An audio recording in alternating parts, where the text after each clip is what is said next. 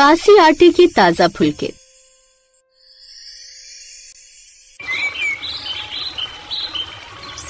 नूरपुर गांव में सुबह का समय था। मुर्गे की बांग और मंदिर की घंटियां साथ साथ गूंज रही थी। आंगन में धूप फैल रही थी और रसोई में दो औरतें काम में लगी थी, जिसमें बड़ी बहू अंजलि और साथ में छोटी बहू यानी कि रीमा। दोनों देवरानी जेठानी एक साथ रसोई में काम कर रही थी। वो दोनों एक ही घर में रहती थी, पर दोनों के स्वभाव में जमीन आसमान का फर्क था। अंजलि बड़ी बहू थी, जो कि थोड़ी अक्खड़, कंजूस और हर काम में खुद को श्रेष्ठ मानने वाली। वहीं सोनिया थी शांत, मीठी बोलने वाली और सबकी परवाह करने वाली। अंजलि घर में बड़ी थी, इसलिए हर काम में अपनी ही चलाती थी। रीमा, देख जरा, पड़ोस से मुर्गी आंगन में आ गई और अब वो फिर गंदगी फैला देंगी। भगा उन्हें यहाँ से। तुझे कुछ दिखाई नहीं देता क्या? भाभी, अभी साफ कर देती हूँ, लेकिन पहले माँ जी के लिए नाश्ता बना लूं। वो शुगर पेशेंट है, उन्हें भूख लग गई होगी। नाश्ता तू बनाएगी? आज तो मेरी बारी है, तू रहने दे। तेरे बनाए फुलके तो चपाती नहीं, पत्थर लगते हैं जो ठीक से चबाए भी नहीं जाते। लेकिन भाभी, आज तक किसी ने शिकायत तो नहीं की। तू चुप कर, तुझे क्या पता। चल, अब जितना कहा उतना कर, समझी? ये बात सुनकर सोनिया चुप रह गई। वो जानती थी कि जेठानी से बहस करने का मतलब है अपना ही मूड ऑफ करना, क्योंकि अपने आगे वो किसी की सुनती नहीं थी।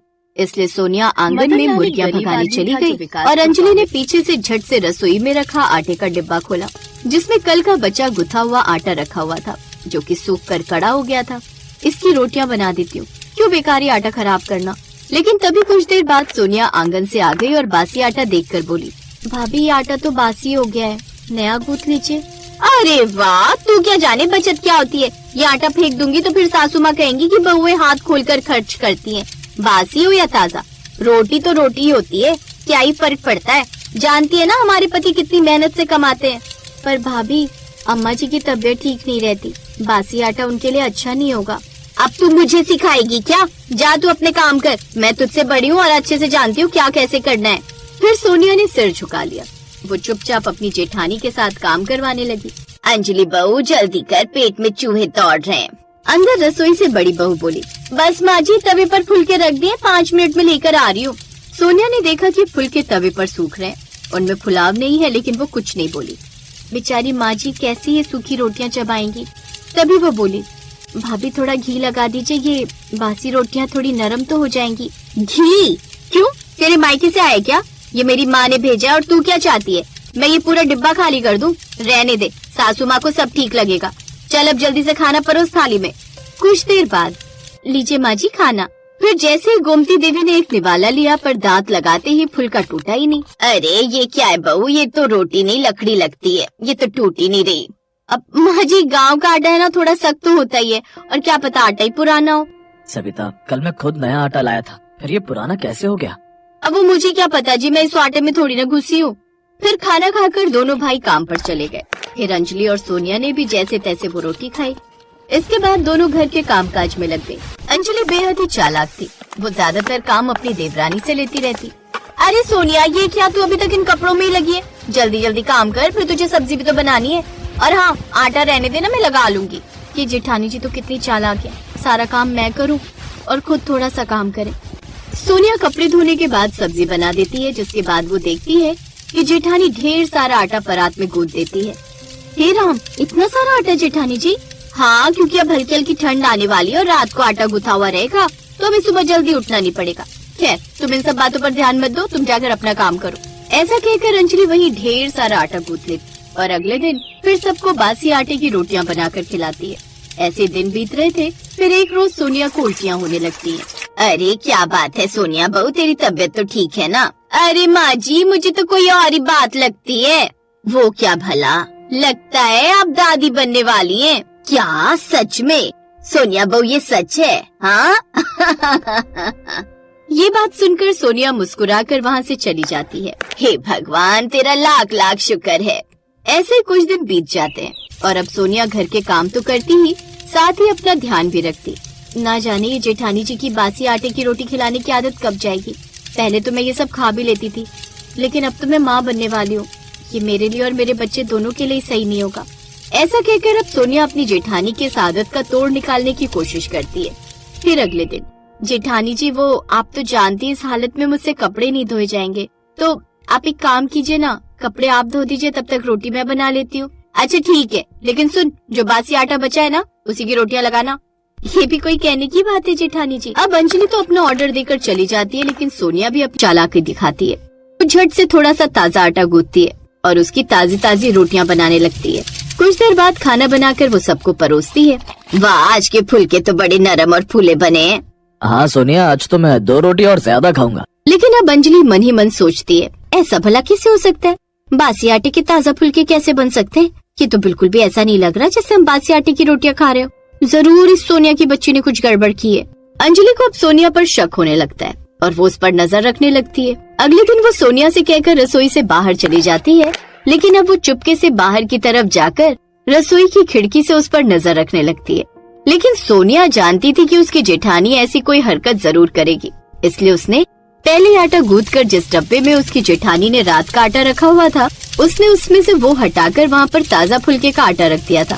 शुक्र है, अब कम से कम रोज रोज हमें ये सब तो नहीं खाना पड़ेगा। लेकिन इन सब में ये होने लगा कि जल्दी जल्दी आटा खत्म होने लगा। और फिर एक दिन अंजलि सोनिया को बासी आटा गाय को देते हुए देख लेती है, जिसे देखकर वो काफी गुस्सा हो जाती है।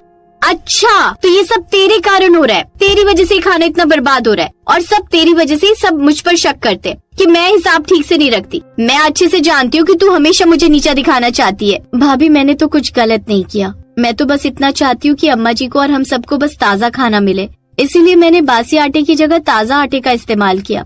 छोटी बहू को देख अब सास भी बोल पड़ी। अंजलि, बहू का कहना कुछ गलत नहीं, बासी आटे से खाना बनाना ठीक नहीं, सेहत खराब हो सकती है। हाँ अंजलि, बचत अच्छी बात है, पर अगर उससे प्यार और स्वाद चला जाए तो उसका क्या मतलब? उस वक्त अंजलि अपने कमरे में चली गई। उस रोज उसने कुछ भी खाया पिया नहीं। क्या सच में मैं जरूरत से ज्यादा सख्त हो गई हूँ? सोनिया तो बस सबकी भलाई चाहती है, शायद मैं ही हर बात में उसे गलत समझने लगी थी। भाभी, दूध पी लीजिए, अम्मा जी ने कहा है आपसे कुछ न कहें, पर भूखे मत रहिए।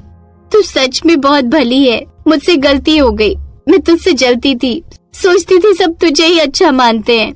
भाभी, घर में जलन नहीं, अपनापन होना चाहिए। हम सब एक ही परिवार हैं। अब इस घर में बासी कुछ नहीं रहेगा, न आटा न रिश्ते। और उन्होंने एक दूसरे को गले से लगा लिया।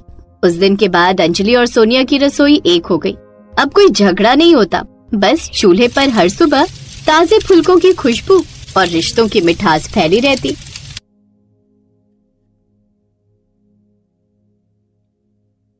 वैसे तो संगमपुर गांव में आटा चक्की की और भी 3-4 दुकानें थी, पर गांव के लोग सबसे ज्यादा रामलाल की दुकान से ही आटा खरीदते थे।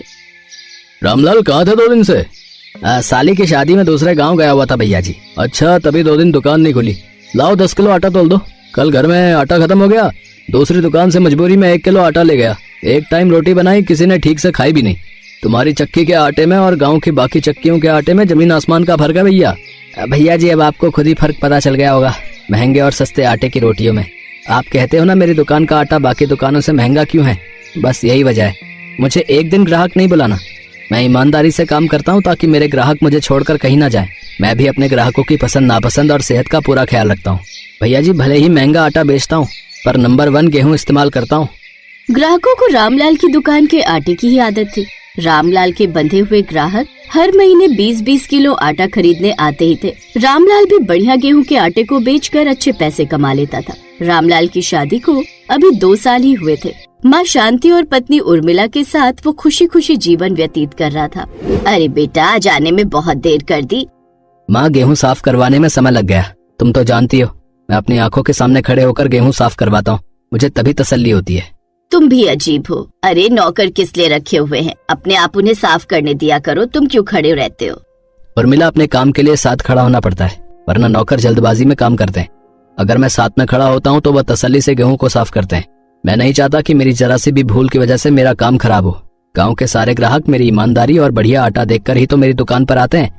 बिल्कुल सही कहा राम बेटा, ईमानदारी से किया गया काम हमेशा सफलता दिलाता है, और यदि किसी भी काम में बेईमानी आ जाए तो फिर उस काम को बर्बाद ही समझो। मेरा बेटा ईमानदारी से काम करता आया है और हमेशा ईमानदारी से ही काम करेगा, और ईश्वर उसे आगे भी ऐसे ही सफलता देंगे। रामलाल और उसकी माँ ईमानदारी पर बहुत विश्वास करते थे। रामलाल ने सदा से ही ईमानदारी का मार्ग अपनाया और अपने काम को पूरी ईमानदारी से करता रहा। एक दिन रामलाल की साली, जिसकी कुछ समय पहले ही शादी हुई थी, घर पर रहने आई हुई थी। इस बीच रामलाल का एक्सीडेंट हो गया, जिसमें रामलाल के पैर में चोट आई। रामलाल चल नहीं सकता था, पर दुकान पर बैठना बहुत जरूरी था। दीदी, जब तक जीजाजी ठीक नहीं होते तब तक मैं और तुम काम संभाल लेते हैं। अभी 1 महीने तक तो मैं तुम्हारे पास रह सकती हूँ। हाँ, ये ठीक रहेगा। सुनो, मैं और कमला कल से ही आटे का सारा काम संभाल लेते हैं। कर पाओगी तुम दोनों, क्योंकि बहुत समझदारी से सारा काम करना होता है। पुराने ग्राहक बंधे हुए हैं, उन्हें कोई शिकायत नहीं होनी चाहिए। तुम चिंता मत करो, सब हो जाएगा। अरे रामलाल, कैसी तबीयत है भैया? अरे अभी तो डॉक्टर ने आराम करने के लिए बोला है भैया। पैर की हड्डी में फ्रैक्चर है, समय लगेगा। अरे तुम्हारी दुकान से सब आटा खरीदते थे, अब सबको बहुत परेशानी हो रही है। सब यही आस लगाए बैठे हैं कि कब तुम दुकान खोलो और कब हम सब तुम्हारी दुकान से आटा खरीदें। भैया, अब आप चिंता मत करो, जब तक ये ठीक नहीं हो जाते तब तक मैं दुकान संभालूंगी। आप सबको आटा मिल जाएगा। अच्छा ठीक है भाभी जी, अच्छा चलता हूँ। है आदमी के जाने के बाद उर्मिला की सास उसकी प्रशंसा करने लगी, साथ ही उसे समझाया भी। देखो बहू, मुझे बहुत खुशी है कि तुम दुख में अपने पति का साथ दे रही हो, पर एक बात याद रखना, जिस तरह मेरा बेटा ईमानदारी के साथ पूरी मेहनत के साथ काम करता आया है, तुम्हें भी वैसा ही करना है, ताकि हमारा ये काम वैसा ही चलता रहे जैसा हमेशा से चलता आया है। आप चिंता मत कीजिए, मैं सब संभाल लूंगी। और काकी, मैं भी तो हूँ दीदी के साथ, दीदी को अकेले परेशानी भी नहीं होगी। हाँ, ये भी ठीक रहेगा, उर्मिला को अकेलापन महसूस नहीं होगा। तुम दोनों बहनें मिलकर काम संभाल लो। रामलाल ने उर्मिला को सारा काम समझा दिया और अगले दिन से ही उर्मिला अपनी बहन कमला के साथ मिलकर दुकान पर बैठ गई। दुकान खुली देखकर ग्राहक बहुत खुश हुए। चलो अच्छा है आज दुकान खुली है, वरना मैं तो सोच रही थी किसी और दुकान से आटा खरीदना पड़ेगा तो रोटियां अच्छी नहीं बनेंगी। अब आपको कहीं और जाने की जरूरत नहीं है, अब ये दुकान रोज खुलेगी। मैं इस दुकान पर रोज बैठूंगी। सही है, पति का साथ दे रही हो, ये बहुत अच्छी बात है। रामलाल भैया की किस्मत तो बहुत अच्छी है, जरूर उन्होंने पुण्य कर्म किए होंगे जो तुम्हारी जैसी पत्नी उन्हें मिली। मुझे 20 किलो आटा तोल दो। दीदी, तुम पैसे लो, मैं आटा तौल देती हूँ। हाँ, तू तौल दे। पर राजू क्यों नहीं आ रहा? या तो उसको पता नहीं कि हम दुकान पर बैठने लगे। एक काम करते हैं, राजू को घर पर बोलते हुए जाएंगे, कल से वो भी दुकान पर आ जाएगा। राजू रामलाल की दुकान पर काम करने वाला नौकर था। दुकान बंद थी, इस वजह से राजू भी घर पर ही था। पर रास्ते में जाते हुए उर्मिला ने राजू को अगले दिन आने के लिए कह दिया। अगले दिन से राजू भी उर्मिला और कमला की मदद के लिए फिर से दुकान पर काम करने लगा। उर्मिला दीदी, गेहूँ खत्म हो गई है, ज्यादा दिन नहीं चल पाएगा, खरीदने जाना पड़ेगा। ठीक है, तो कल तू हमारे साथ चलना, हम गेहूँ खरीद लाएंगे। दीदी, गेहूँ को लाकर धोना भी तो पड़ेगा। वो हम बाद में देखेंगे, पहले खरीद तो लाए। अगले दिन उर्मिला और कमला राजू के साथ उसी दुकान पर गेहूँ खरीदने जाती हैं, जहाँ से रामलाल गेहूँ खरीदता था। ये तो बड़ी महंगी गेहूँ है, इससे सस्ती गेहूँ नहीं है क्या? रामलाल जी, ये गेहूँ लेकर जाते हैं। इस गेहूँ के आटे की रोटियाँ बढ़िया बनती हैं, बस थोड़ा महंगा है, पर रामलाल को यही पसंद है। दीदी, बात सुनो, इधर आओ। हाँ, क्या हुआ? दीदी, जीजा जी तो पागल है, इतना महंगा गेहूँ खरीद कर महंगा आटा बेचने में क्या ही मुनाफा होता होगा। अगर हम सस्ता गेहूँ खरीद कर महंगे में बेच दे तो लोग जीजा जी की ईमानदारी को अच्छे से जानते हैं, किसी को पता नहीं चलेगा। एक बार करके तो देखो दीदी, देखना बहुत कमाई होगी। कह तो तू सही रही है, ठीक है, तो हम सस्ती वाली गेहूँ खरीद लेते हैं। सस्ता आटा उसी दाम पर बेचेंगे जिस दाम पर महंगा बिकता था। उर्मिला ने कमला के कहने पर सस्ता वाला गेहूँ खरीद लिया और उसने गेहूँ को साफ भी नहीं किया, ऐसे दुकान पर रख दिया। उर्मिला दीदी, आपने गेहूँ को धुलवाया नहीं, इसमें कोई कंकड़ पत्थर होंगे तो साथ में ही पिस जाएंगे। राजू, हमारे पास इतना टाइम नहीं है कि हम गेहूँ को धोकर सुखाएं फिर पीसें। राजू, तू यहाँ पर नौकर है, इसलिए ज्यादा बीच में बोलना तेरे लिए सही नहीं है, वरना हम तेरी जगह किसी और को रख लेंगे जो चुप रहता हो। वही हुआ जिस बात के लिए राजू उर्मिला और कमला को रोक रहा था। अरे पकड़ो अपना आटा वापस, ये वो आटा है ही नहीं जो रामलाल भैया से हम खरीद कर ले जाते थे। ये आटा बहुत सस्ता है, इतनी घटिया रोटियां बनी हैं इस आटे की पूछो मत। सारी रोटियां सूख गई और आटे में कंकड़ पत्थर जैसा किरकिरा स्वाद भी आ रहा था। बहन जी, सस्ते आटे की रोटियां ही बनानी हो तो हम इस दुकान से क्यों खरीदेंगे? हम तो महंगा आटा खरीदने आते हैं ताकि हमें बढ़िया रोटियां मिल सकें, पर ये महंगे दामों में आटा बेचकर सस्ता आटा दे रही है। मेरा आटा भी वापस ले लो भाई। उस दिन उर्मिला को बहुत बुरा लगा। उसकी एक गलती की वजह से सारे लोग आटा वापस करके गए, जिससे उर्मिला को बहुत नुकसान हुआ। दीदी, कहाँ जा रही हो? रुको तो, महंगी और बढ़िया गेहूँ लेने जा रही हूँ ताकि दुकान पर फिर से वही आटा बेच सकूं जो तुम्हारे जीजा जी बेचते आए हैं। राजू, चल मेरे साथ चल, ये सारी गेहूँ वापस करनी है और इसकी जगह वही गेहूँ खरीद कर लाएंगे जो तुम्हारे मालिक खरीदते आए हैं। गेहूँ को अच्छे से साफ करके धोकर सुखाकर फिर दुकान पर पीसना, कोई भी गड़बड़ नहीं होनी चाहिए। कमला, तू दुकान पर बैठ, मैं राजू के साथ होकर आती हूँ। उर्मिला को पता था कि आज जो गलती हुई है अगर उसे दोबारा दोहराया गया तो उसके पति का बना बनाया व्यवसाय और बनी बनाई इज्जत खराब हो जाएगी। उसने अपनी गलती को सुधारा और सस्ता आटा बेचना बंद कर दिया। अब वो वही आटा बेचती थी जो रामलाल बेचा करता था। कुछ समय बाद जब रामलाल ठीक हो गया तब वैसे का वैसा ही उसका काम मिला जैसा वो हमेशा से करता आ रहा था। काम और कमाई में कोई कमी नहीं हुई।